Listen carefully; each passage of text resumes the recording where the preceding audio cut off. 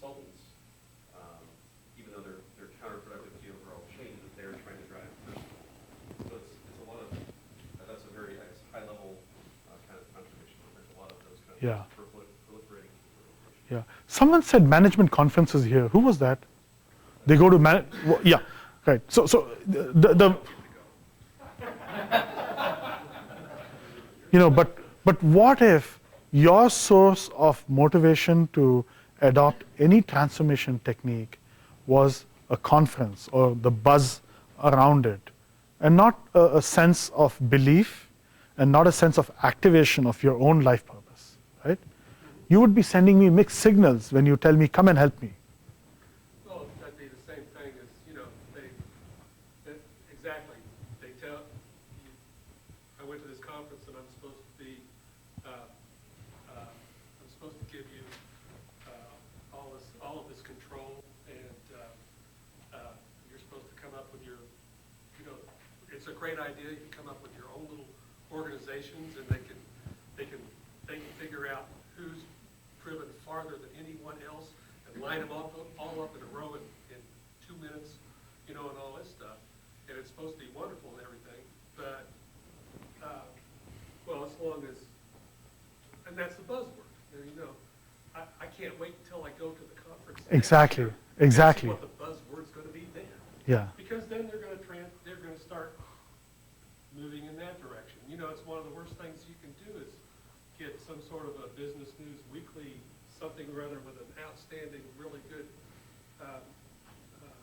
article on a plane, and have the corporate hutas reading it because all of a sudden they have a great idea, but they don't know why the article was written in the first place. So I want to bring up the concept of discernment. Do you guys remember that? Distraction, fantasy, and life purpose. When the Agile Transformation Initiative is a fantasy of your management, it's when you start getting mixed signals. When he or she has done the inner work, understood their own life purpose, and it so happens that whatever technique you're doing, Lean or Scrum or Agile, is on their journey to their life purpose. It just so happens that by doing this newfangled thing, they'll go to their life purpose, that you will not get mixed signals.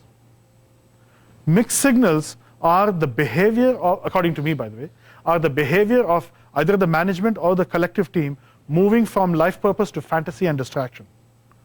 Imagine you as an Agile coach, that's all you want to do all your life, so you're in your life purpose. You go to a team that's fantasizing that it will be high performing. You'll be a wreck, right? So here's another mixed signal that I want to share with you, which some of you may know of. It's a fantastic quote that we capture, and it goes like this: the manager tells the team or the individual, you know what? What? I am self-organizing you. That's it, yes.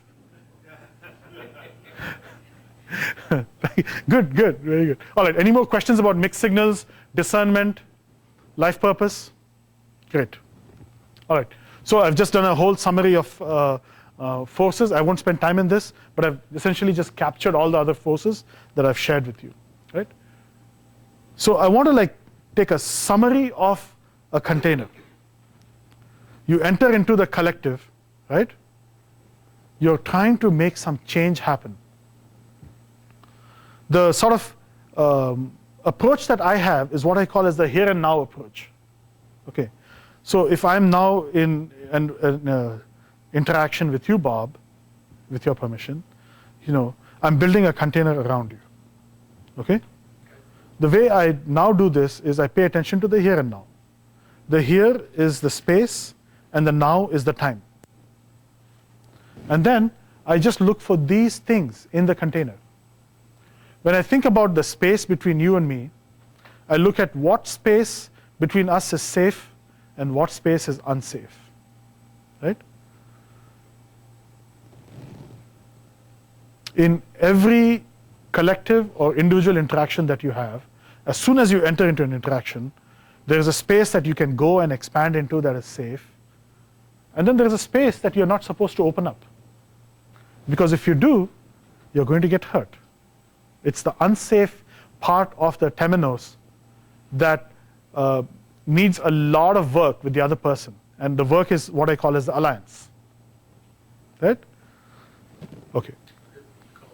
Alliance.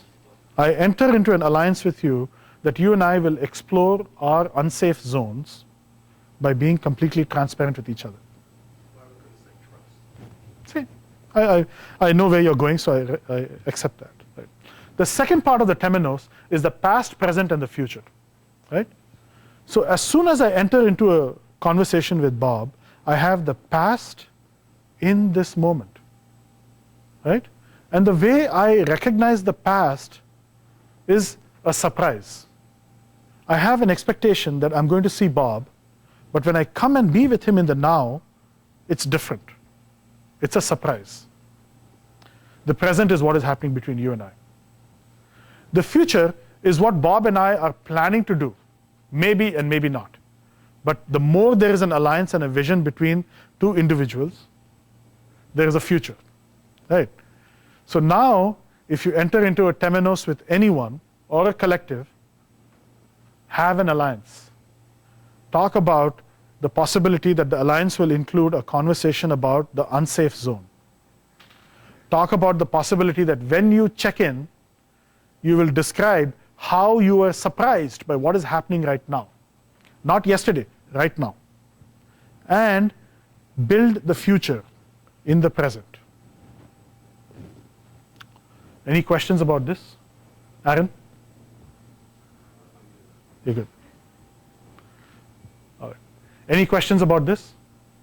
This is a risk management technique for every coach or change agent. It's not just a risk management, I mean, it's a life technique. That's right. You're supposed to learn from the past. Yeah. You're supposed to plan for the future. Yeah. But you're supposed to live in the present. Beautiful. So, it's a life technique, but for me as a change agent, it's a risk management technique also. So, you will know this. I don't talk to anyone unless until I have an alliance with them. I don't talk, period, right? Because as a change agent, every time I open my mouth, there is some risk for me. It's an unsafe zone between me and my client. And I don't coach anyone without having an alliance with them. The alliance includes permission to coach, permission to enter the unsafe zone, permission to express surprise and disappointment, permission to express that without having a vision for this relationship, which is the future, I really don't want to spend time with you. Right? Great. Questions, please, about the collective. But you have to talk to them in order to find out what the alliance is, what kind of things there are, what common things you have in common. That's correct. So before I do any coaching, before I create the Temenos, I just make this explicit. I don't drink beer, but I go for a lot of walks. Yeah. Okay? Great. Thanks. Great question. What else? Any other questions about this? Chris, you've been extremely silent but smiling all the while. It's just very near and here and now for me. So Matt and I worked together, and we had an experience like this today, very much where Wow. we've got a self-directed team. They're starting their own way of measuring and creating their burn downs and those sort of things. And yet I've got a corporate entity that's asking me to comply to a waterfall set of measurements and metrics, and it's just that conflict that we're trying to resolve, and they let the team work through it at the same time. It's very very timely conversation. I appreciate your time. Thank you. Great. Any more questions about the collective? Great. Okay. So having given these two concepts, archetypes and Temenos, right? What do you do with it? What's the sort of medicine, or what I call as the mantra? Right? How do you bring all this together? Right? So the first thing is, what is the archetype that is required to be a change agent? And I call that archetype as Tiresias. Tiresias, for those of you who have read the novel Odyssey, how many? Long time, right? Who helps Odyssey to survive and change? Is that man, a woman, No, man, right? That's it. Tiresias. He's a hybrid. He's a change agent, okay, who has components of masculine, feminine, and the animal. In order for you to be a change agent, you have to start thinking about yourself as someone who is very flexible and resilient, right? So for me, the archetype that works is part man, part woman, part animal, and something else. What is that something else? What is that something else? What else is needed to be a true hybrid change agent?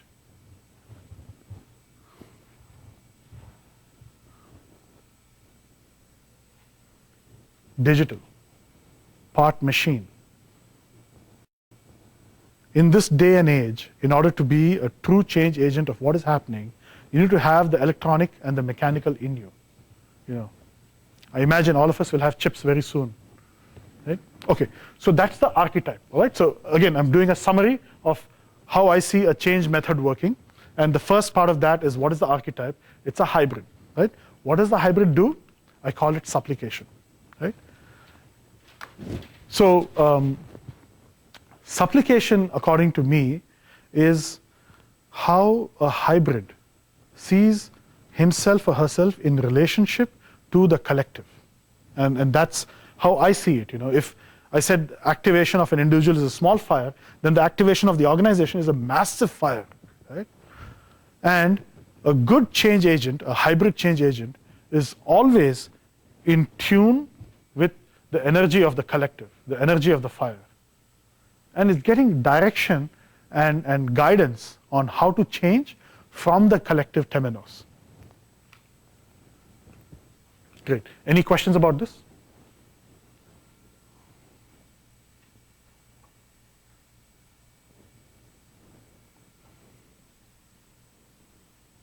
Matt, you have a question mark on your face. Good. All right. Yeah. It's easy to see the attunement, Yeah. supplication as submissiveness. But that's not what you're saying, right? No. Because you're talking about courage, you're talking about making the change and all that. Yeah. This is, sometimes I'm very aggressive. You can ask Aaron, I'm very aggressive, right? Aggression is a permission given by the Temenos to just step on the accelerator right then and there. So it's not submissiveness, but it could be.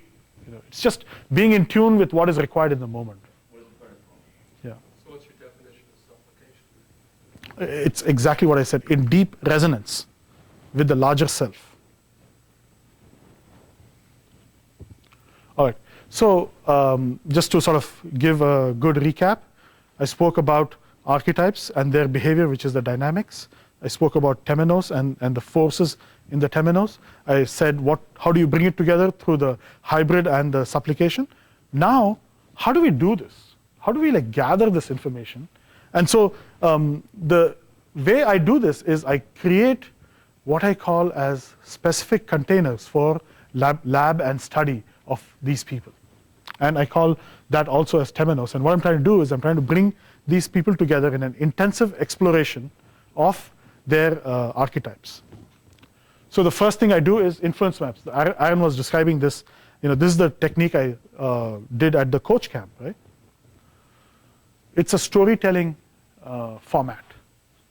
And the way I do this is, I copy a technique by Carl Jung.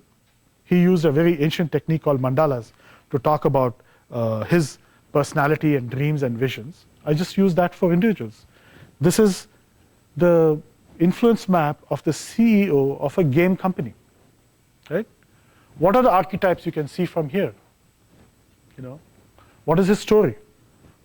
What is he trying to tell me, and what is he not trying to tell me through his story? So in the retreat container, I bring the leadership group or the change agents, and I try to understand their archetype through their own life story, through this simple technique called the mandala. Right? This is one of my clients, Heather, right? And this is her influence map, native of India, I believe. Right? And through her influence map, I'm trying to understand, where is she going? What is her story? This is me.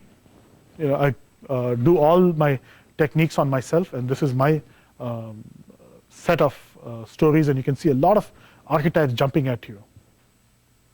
This is an organization's influence map. So the same technique across people and situations. So I use this for another client of mine to just essentially find out who are the adversaries and enemies. Exactly what Tom was talking about. Okay, a great client of mine, Media Temple, Pharmacy Warehouse, LeanKit, the app that I showed you, Ultimate Software, and Shotel. Actually, my client is here. Sri, you can see his